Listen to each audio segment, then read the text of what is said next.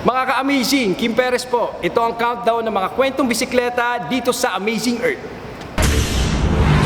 Isa sa mga commuters na nakikipagsiksika noon sa mga bus at jeep, si Aldrin Pelicano, isang urban planner mula Pasig City.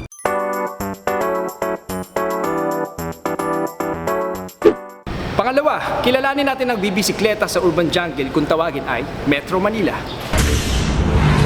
Isa sa mga commuters na nakikipagsiksika noon sa mga bus at jeep, si Aldrin Pelicano, isang urban planner mula Pasig City.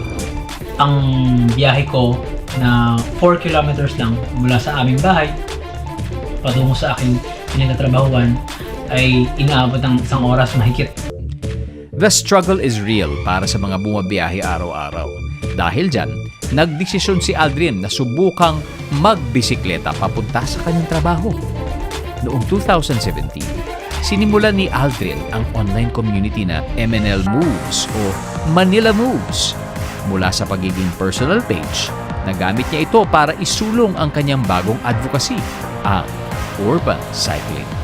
The bicycle is really not just an alternative but really an essential as well, as an essential form of transport.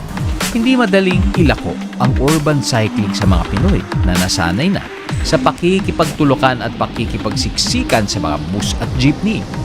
Pero sa tulong ng mga kababayan natin tulad ni Aldrin Pelicano, na ibabahagi ang impormasyong may alternatibo pala para mas guminhawa ang araw-araw nating pakikipagsapalaran sa kalsada. Isa na nga dyan, ang pagbibisikleta. Kaya sa mga kapuso nating on the go, tutukan nyo ang live stream ng ating programa sa official accounts ng GMA Network, pati na rin sa YouTube at Facebook. At mag-comment din kayo sa ating mga kwentong amazing. Viernes 9:35 p.m.